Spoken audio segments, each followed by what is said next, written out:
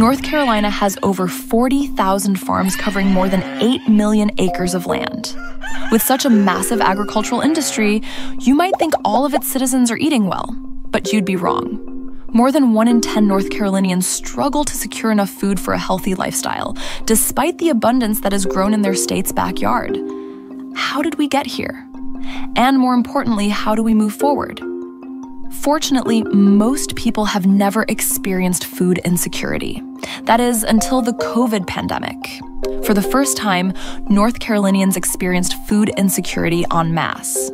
Grocery store shelves were empty, meat wasn't making it to market, and folks had to get creative on how to feed their families. While temporary food shortages have ended on grocery store shelves, many North Carolinians never had access to nutritious options to begin with. A recent survey showed that nearly 45% of urban and 39% of rural North Carolinians live in food deserts, which are areas where it is difficult to access nutritious food. For those families, their situation is only made worse by a problem afflicting us all: prices. Supermarket prices shot up by 25% from 2019 to 2023, outpacing overall inflation. These rising prices are leading even those with access to nutritious foods to choose less costly, less nutritious options at the grocery store. So, how can we address these issues? First, we can equip food producers with stronger right-to-farm laws. These laws protect farms from certain regulatory challenges, hurdles with permits, and restrictions on selling value-added products like jams, jellies, and butters. This will improve our supply chain and increase direct-to-consumer sales of local, healthy foods.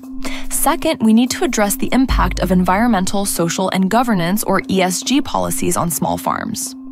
These ever-evolving and often controversial policies can impose onerous requirements and compliance costs on farmers, making it even more difficult to turn a profit, pushing out small farms that provide local meat and produce and accelerating the consolidation of the agricultural sector. For example, carbon pricing, a cornerstone of many ESG policies, requires farms to track their carbon emissions and pay fees for each ton of CO2 they release into the atmosphere. This process is time-consuming and extremely costly, accounting for up to 25% of farm operating costs alone. Third, the most impactful thing lawmakers can do is to implement a regulatory sandbox for agriculture. There are seemingly endless laws on the books, and many of them were made before we could even imagine all the possibilities of modern-day innovation. This discourages innovative businesses from adopting new tools and methods that may be subject to outdated regulations.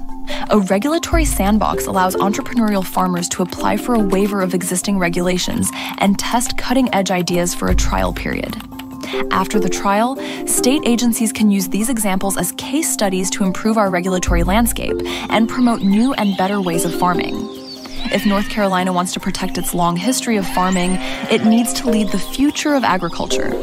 To learn more, visit sowingresilience.org.